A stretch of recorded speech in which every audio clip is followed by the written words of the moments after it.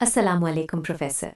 आज मैं आपसे एक ऐसे सिस्टम पर बात करना चाहती हूँ जो हमारी बॉडी में हिडन है, लेकिन उसकी कॉम्प्लेक्सिटी माइंड बॉगलिंग है। पैनक्रियास और इंसुलिन। वालेकुम अस्सलाम फातिमा। बहुत उम्दा टॉपिक चुना है।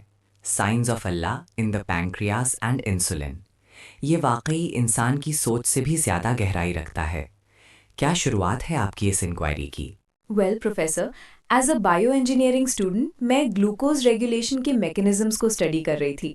जब मैंने पैंक्रियास की एनाटॉमिकल डिटेल्स देखी तो मुझे लगा ये सिर्फ एक ऑर्गन है, लेकिन फिर आइलेट्स ऑफ लैंगरहैंस और उनके फंक्शंस ने मुझे हैरान कर दिया। आइलेट्स ऑफ लैंगरहैंस, वो छोटे छोटे क्लस्टर्स जो पैंक्रियास में बिखरे हुए हैं।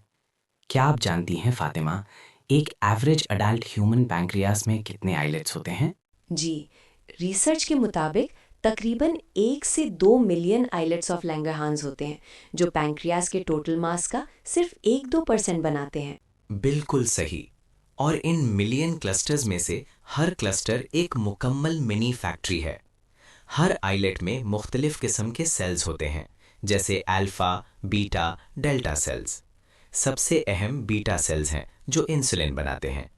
क्या आप बता सकती हैं बीटा सेल्स की निस्बत क्या होती है आइलेट्स में? बेटा सेल्स आइलिड्स के टोटल सेल काउंट का 60-80% होते हैं, और यही सेल्स हैं जो ग्लूकोज लेवल्स को डिटेक्ट करते हैं और उसके जवाब में इंसुलिन रिलीज करते हैं। सुभान अल्लाह। ज़रा सोचिए फातिमा, मिलियंस की तादाद में ऐसे माइक्रो सेंसर्स और माइक्रो फैक्ट्रीज जो इतनी छोटी जगह पर मौजूद हैं। ये सिर्फ शुरुआत है। हमारा पैंक्रियास करीबन 15-20 सेंटीमीटर लंबा और 2.5 से 5 सेंटीमीटर चौड़ा होता है, और इसमें ये करिश्मा समाया हुआ है। ये तो सिर्फ साइज और काउंट की बात है। जब मैं इसके फंक्शन पर गौर करती हूँ तो और हैरानी होती है। ग्लूकोज लेवल्स को 70 टू 100 मिलीग्राम पर डेसीलीटर के टाइट रेंज में मेंटेन करना, हर वक्त हर हाल में। ये सिर्फ मेंटेनेंस नहीं फातिमा, ये फाइन ट्यूनिंग है। जैसे कुरान में अल्लाह ताला फरमाते हैं, अल्लज़ी खलक़ सबअ समावातिन तिबाक़ा मा तरा फ़ी ख़ल्क़िर रहमानि मिन तफ़ावुत फ़र्जिइल बसरा हल तरा मिन फ़ुतूर। सूरह अल मुल्क आयत नंबर 6। जिसने 7 आसमान बनाए तबक दर तबक, तू रहमान की तख्लीक में कोई कमी नहीं देखेगा। फिर नज़र डाल, क्या तुझे कोई दरार नज़र आती है? हमारे अंदर भी यही कमाल है। तफावत, कोई कमी नहीं। ये बात पैनक्रियास पर कितनी एक्यूरेटली अप्लाई होती है? अगर ग्लूकोज थोड़ा भी ऊपर नीचे हो जाए तो कितने मसाइल हो सकते हैं? बिल्कुल। हाई ग्लूकोज यानी हाइपरग्लाइसीमिया से नर्व्स, किडनीज, आंखों को नुकसान, और लो ग्लूकोज यानी हाइपोग्लाइसीमिया से बेहोशी, कोमा या मौत भी वाक़ई हो सकती है। इसलिए ये रेगुलेशन एक लाइफ और डेथ सिस्टम है। तो प्रोफेसर, ये बेटा सेल्स ग्लूकोज को डिटेक्ट कैसे करते हैं? क्या कोई स्पेसिफिक सेंसर होता है इनके पास? बहुत अच्छा सवाल बेटा। सेल्स में कुछ खास प्रोटीन्स होते हैं, जैसे ग्लू2 ट्रांसपोर्टर जो ग्लूकोज को सेल के अंदर लाता है। फिर ग्लूकोकाइनेज एंजाइम जो ग्लूकोज को फॉस्फोराइलेट करता है। ये दोनों मिलकर सेल के अंदर ग्लूकोज कॉन्सेंट्रेशन को सेंस करते हैं, जैसे एक थर्मोस्टैट टेम्परेचर सेंस करता है। तो ये एक बायोलॉजिकल थर्मोस्टैट है। और जब ग्लूकोज हाई होता है तो क्या होता है? जब सेल के अंदर ग्लूकोज बढ़ता है तो एटीपी की प्रोडक्शन भी बढ़ती है। ये एटीपी सेल मेम्ब्रेन पर मौजूद खास एटीपी सेंसिटिव पोटेशियम चैनल्स के एटीपी चैनल्स को बंद कर देता है। हाँ, और जब KATP चैनल्स बंद होते हैं तो सेल डीपोलराइज होता है और वोल्टेज गेटेड कैल्शियम चैनल्स खुल जाते हैं। शाबाश फातिमा, बिल्कुल सही। कैल्शियम आयन सेल के अंदर दाखिल होते हैं, और ये कैल्शियम आयन्स ही हैं जो इंसुलिन से भरे वेसिकल्स को सेल मेम्ब्रेन की तरफ मूव करने का सिग्नल देते हैं, ताकि इंसुलिन ब्लड स्ट्रीम में रिलीज हो सके। ये पूरा प्रोसेस माइक्रोसेकंड्स में होता है।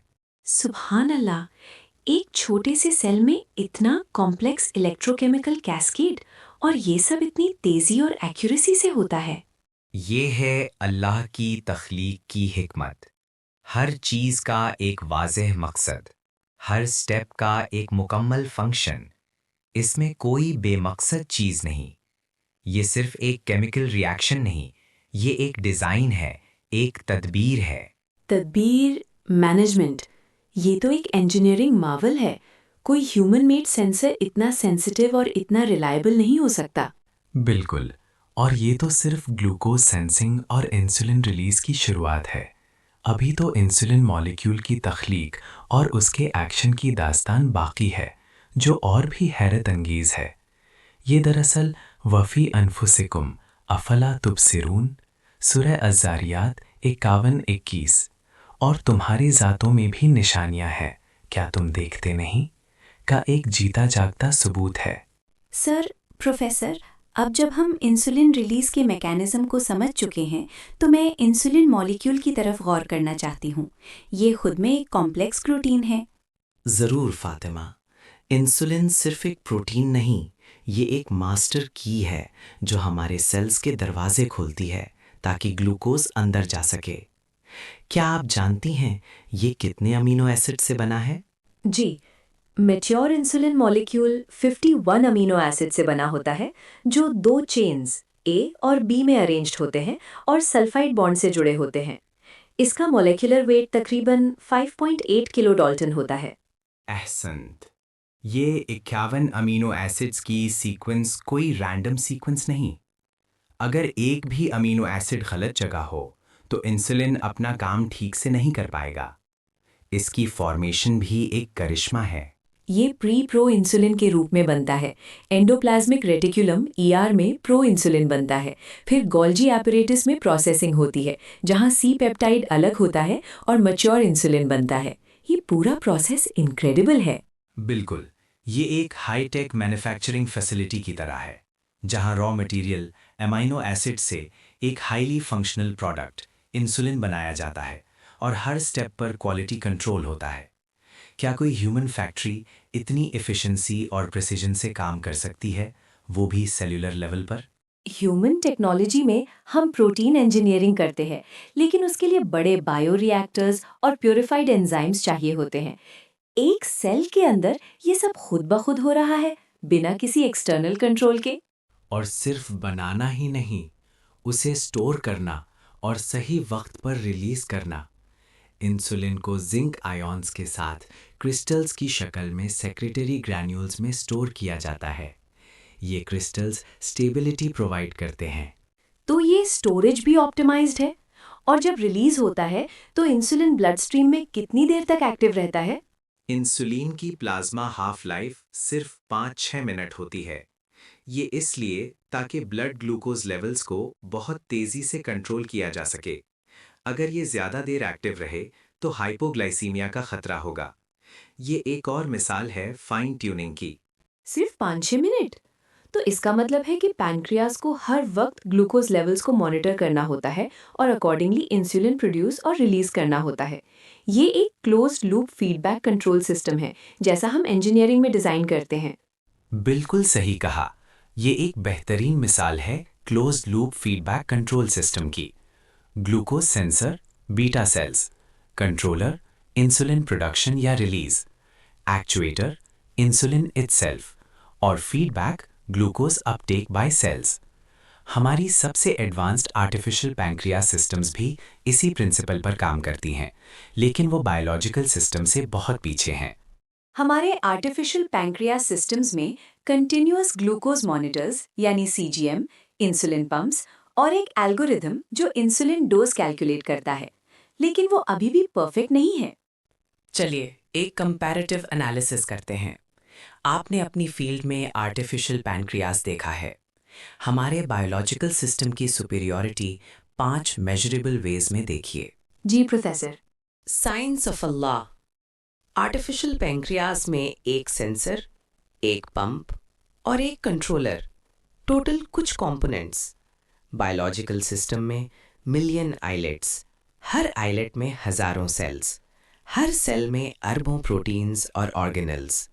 हर प्रोटीन खुद एक कॉम्प्लेक्स मशीन है। पार्ट्स काउंट के लिहाज से बायोलॉजिकल सिस्टम की कॉम्प्लेक्सिटी एस्ट्रोनॉमिकल है। हाँ, ये तो सही है। हम एक मैक्रोस्कोपिक लेवल पर काम करते हैं, जबकि बायोलॉजिकल सिस्टम मॉलिक्यूलर लेवल पर ऑपरेट करता है। बायोलॉजिकल सिस्टम अपनी एनर्जी फूड से लेता है और उसे इतनी एफिशिएंसी से यूज़ करता है कि आप सोच नहीं सकती। आर्टिफिशियल सिस्टम को बैटरीज चाहिए जो बार बार चार्ज करनी पड़ती हैं। एनर्जी कन्वर्जन और यूटिलाइजेशन में बायोलॉजिकल सिस्टम का कोई मुकाबला नहीं। ये तो ट्रू है। सेल्स एटीपी बनाते हैं जो हर फंक्शन के लिए फ्यूल है। आपका पैंक्रियास सारी जिंदगी काम करता है, खुद को रिपेयर करता है और अपने सेल्स को रीजेनरेट भी करता है कुछ हद तक। आर्टिफिशियल सेंसर हर 3 से 7 दिन में बदलना पड़ता है, पंप के इन्फ्यूजन सेट हर 2-3 दिन में, और कोई सेल्फ रिपेयर कैपेबिलिटी नहीं। ये सबसे बड़ा चैलेंज है आर्टिफिशियल ऑर्गन्स के लिए। हम सेल्फ हीलिंग मटेरियल्स पर रिसर्च कर रहे हैं, लेकिन अभी तक बायोलॉजिकल लेवल तक नहीं पहुंचे। Biological system stress, exercise, sleep, illness और हार्मोनल चेंजेस के मुताबिक खुद को एडजस्ट करता है। आर्टिफिशियल सिस्टम को इन सब सिचुएशंस में मैनुअल इनपुट या करेक्शन की ज़रूरत पड़ती है। वो इतना डायनामिक नहीं है। ये तो हमने देखा है। एक्सरसाइज के वक्त इंसुलिन रिक्वायरमेंट कम हो जाती है, स्ट्रेस में ज़्यादा। आर्टिफिशियल सिस्टम स्ट्रगल करती हैं इससे। पैंक्रियास एक कॉम्पैक्ट ऑर्गन है, आर्टिफिशियल सिस्टम एक्सटर्नल डिवाइसेस हैं और बायोलॉजिकल सिस्टम फुली ऑटोनोमस है, बिना किसी मैनुअल इंटरवेंशन के। आपको अपने पैंक्रियास को चार्ज नहीं करना पड़ता, ना ही उसकी सेटिंग्स एडजस्ट करनी पड़ती हैं। ये है अल्लाह की तख्लीक का कमाल। सुभान अल्लाह, ये कंपैरिजन तो आंखें खोल देने वाला है। हमारी सबसे एडवांस टेक भी इसके सामने बच्चों का खेल लगती है। इसमें तो कोई शक नहीं कि ये एक इंटेलिजेंट डिजाइन है। अब ज़रा इंसुलिन के एक्शन पर गौर करते हैं। इंसुलिन सिर्फ ब्लड में घूमता नहीं, ये टारगेट सेल्स पर जाकर अपने रिसेप्टर्स से बाइंड करता है। हर सेल पर कितने इंसुलिन रिसेप्टर्स हो सकते हैं, क्या आपको अंदाज़ा है? हज़ारों? जी, तकरीबन 20,000 से 1 लाख इंसुलिन रिसेप्टर्स हर टारगेट सेल की सरफेस पर हो सकते हैं। और जब इंसुलिन बाइंड करता है तो सेल के अंदर एक कॉम्प्लेक्स सिग्नलिंग कैस्केड शुरू हो जाती है, जिसमें कई प्रोटीन्स इन्वॉल्व होते हैं, जैसे IRS insulin receptor substrate, PI3K act. तो ये सिर्फ एक की लॉक मैकेनिज्म नहीं, ये एक पूरा डोमिनो इफेक्ट है। हर स्टेप का परफेक्ट टाइमिंग और इंटरैक्शन। बिल्कुल। और इस पूरे सिस्टम का मकसद क्या है? ग्लूकोज को सेल्स के अंदर लाना ताकि एनर्जी बन सके। हर ग्लूकोज मॉलिक्यूल से तकरीबन 30-32 ATP मॉलिक्यूल्स बनते हैं। ये एनर्जी हमारी ज़िंदगी का फ्यूल है। ये सब कुछ बेमकसद नहीं हो सकता। ये है हिकमा, विजडम। कुरान में अल्लाह फरमाते हैं, रब्बना मा खलक़ता हादा बातिला सुब्हानका फ़क़िना अज़ाबन्नार। ऐ हमारे रब, तूने ये सब बेमकसद नहीं बनाया, तू पाक है, हमें आग के अजाब से बचा। हर चीज का एक मकसद है। ग्लूकोज, इंसुलिन, सेल्स, रिसेप्टर्स, हर चीज एक बड़े प्लान का हिस्सा है। यही टेलियोलॉजी है फातिमा, मकसद का इल्म। और ये मकसद किसकी तरफ इशारा करता है? एक आलिम, एक हकीम, एक कादिर ज़ात की तरफ, जो इस सब का खालिक है, जिसे हम अल्लाह कहते हैं। प्रोफेसर, मैं समझती हूँ कि ये सिस्टम कितना इनक्रेडिबल है, लेकिन कुछ लोग इसकी एक्सप्लेनेशन एवोल्यूशन से देते हैं। उनका कहना है कि ये ग्रेजुअल चेंजेस से डेवलप हुआ है। ये एक आम सवाल है फातिमा, और इसका जवाब साइंस, लॉजिक और मैथमेटिक्स में मौजूद है। क्या आप बता सकती हैं उनका सबसे आम आर्ग्यूमेंट क्या होता है? पहला आर्ग्यूमेंट ये होता है कि नेचुरल सिलेक्शन ने over millions of years simple structures को कॉम्प्लेक्स बनाया है। जैसे इंसुलिन का एक प्रिमिटिव फॉर्म पहले आया होगा, फिर वो इवॉल्व करता गया। ठीक है, लेकिन यहाँ इररिड्यूसिबल कॉम्प्लेक्सिटी का कॉन्सेप्ट आता है। इररिड्यूसिबल कॉम्प्लेक्सिटी का मतलब है कि एक सिस्टम में कई पार्ट्स होते हैं, और अगर आप एक भी पार्ट हटा दें तो पूरा सिस्टम काम करना बंद कर देता है। उसका कोई फंक्शनल प्रीकर्सर नहीं हो सकता जो आधा काम करता हो। पैनक्रियास और इंसुलिन के केस में इरिड्यूसिबल कॉम्प्लेक्सिटी कैसे अप्लाई होती है? सोचिए फातिमा, इंसुलिन सिस्टम के लिए क्या ज़रूरी है?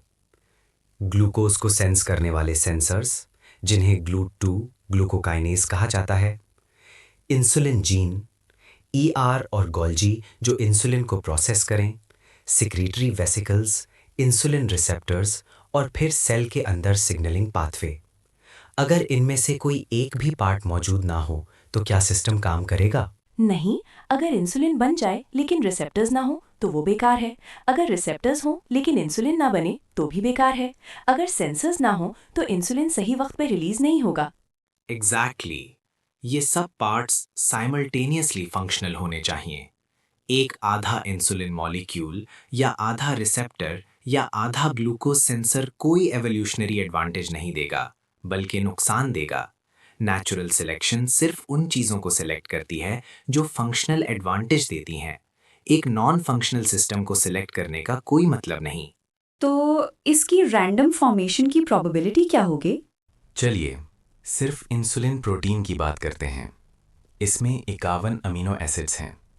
अगर हर पोजीशन पर 20 मुख्तलिफ अमीनो एसिड्स आ सकते हैं तो एक स्पेसिफिक 51 अमीनो एसिड सीक्वेंस की प्रोबेबिलिटी होगी 1/20 टू द पावर 51। ये नंबर तकरीबन 10 टू द पावर -66 है।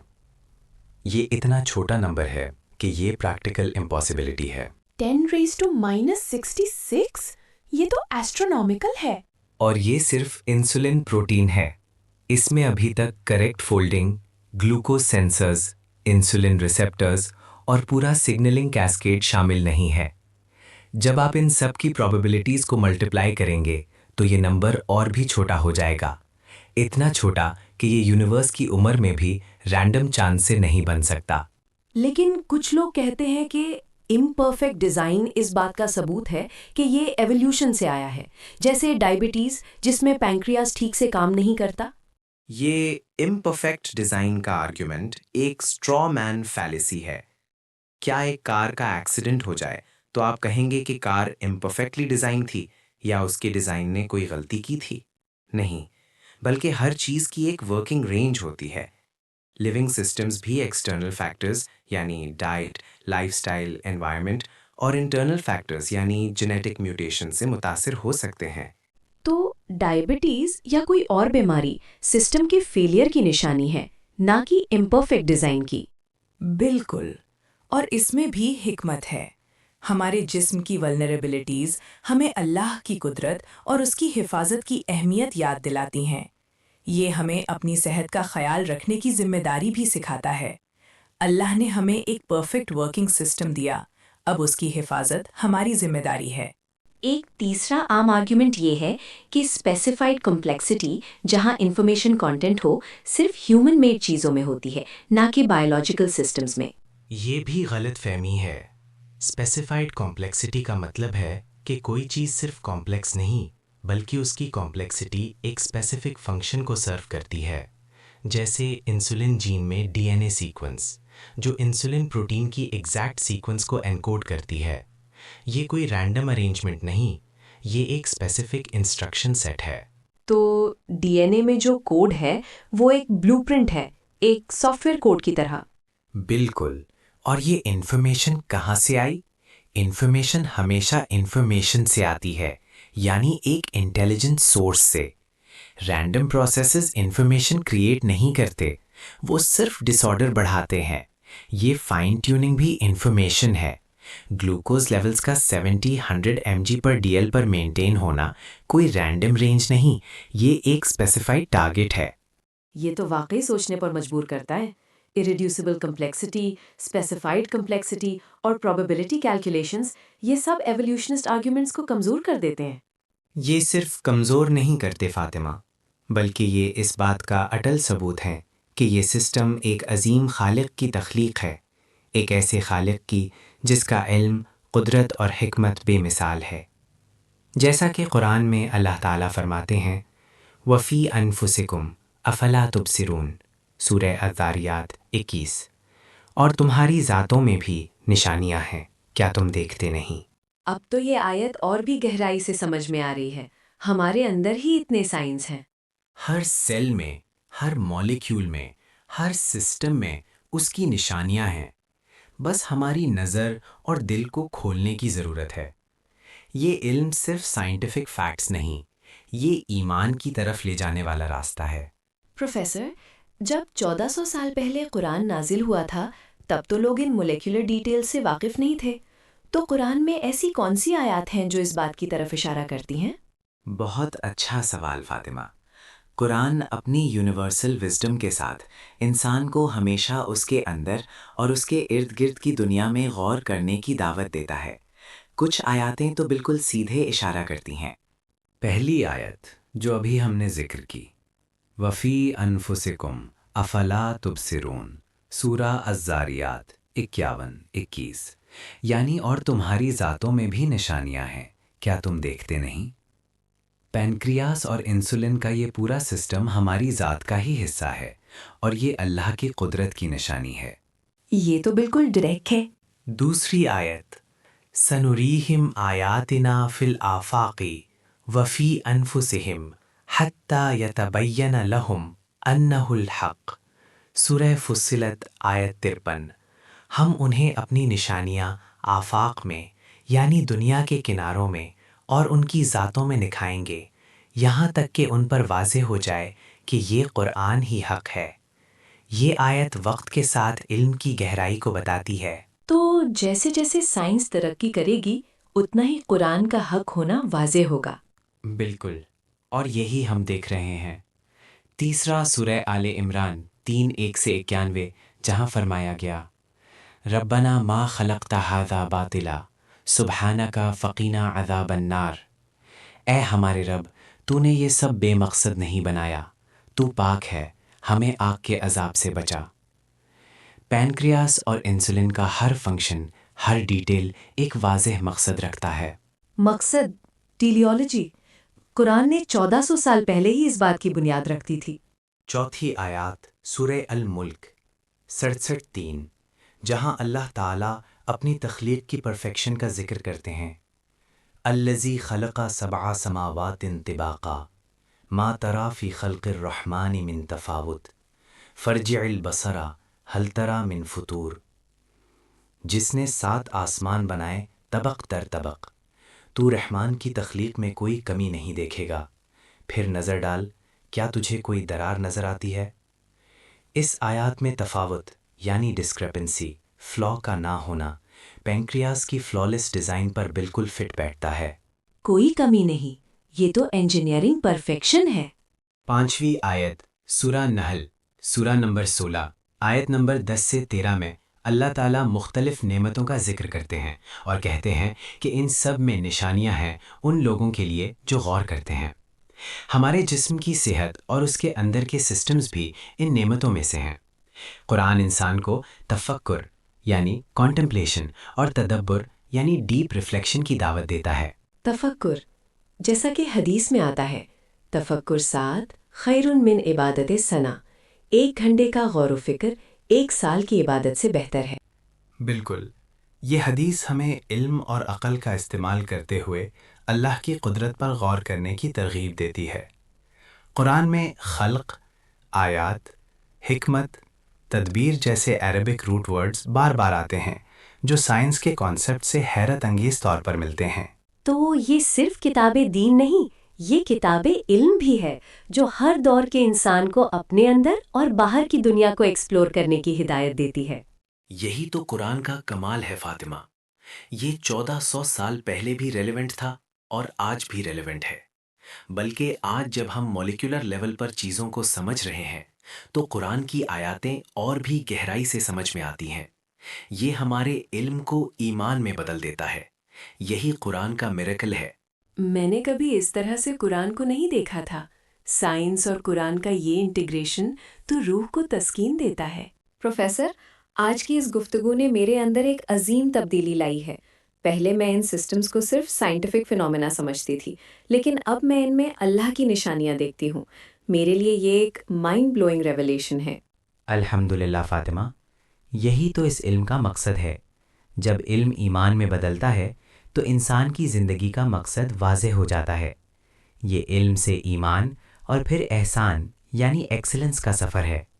एहसान, अपनी इबादत और अपने काम में एक्सीलेंस।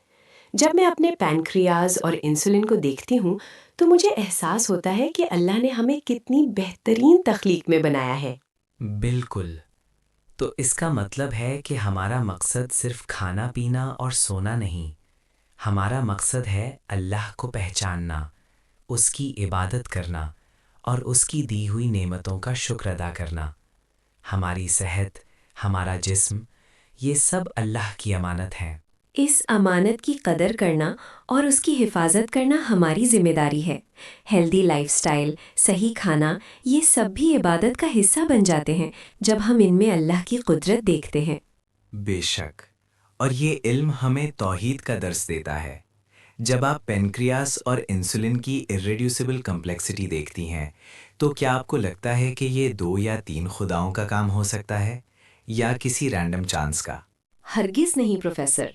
इतनी फाइन ट्यूनिंग, इतनी प्रिसिजन, इतनी इंटरकनेक्टेडनेस सिर्फ एक ज़ात की हो सकती है, जो अहद है, वाहिद है, जो हर चीज़ पर कादिर है। ये तौहीद का एक बेहतरीन सबूत है। सुभान अल्लाह, यही तो ईमान की गहराई है। जब आप अल्लाह की वहदानियत को अपनी आँखों से, अपनी अक्ल से और अपने दिल से देखती हैं, हर मॉलिक्यूल में, हर सेल में ला इलाहा इल्लल्लाह की सदा गूंज रही है। ये एहसास मुझे और ज़्यादा शुक्रगुजार बनाता है और मुझे लगता है कि मुझे ये इल्म और लोगों तक भी पहुंचाना चाहिए। लोग अपनी ज़िंदगी में इतनी नेमतों से घिरे हुए हैं लेकिन उन पर गौर नहीं करते। यही आपकी जिम्मेदारी है फातिमा, एक मुसलमान और एक साइंटिस्ट होने के नाते। अपने इल्म को अल्लाह की मारिफत का ज़रिया बनाओ। जब भी आप किसी चीज़ को ऑब्ज़र्व करो, उसमें अल्लाह की कुदरत और हिकमत को तलाश करो। यही तफक्कुर है और यही इबादत है।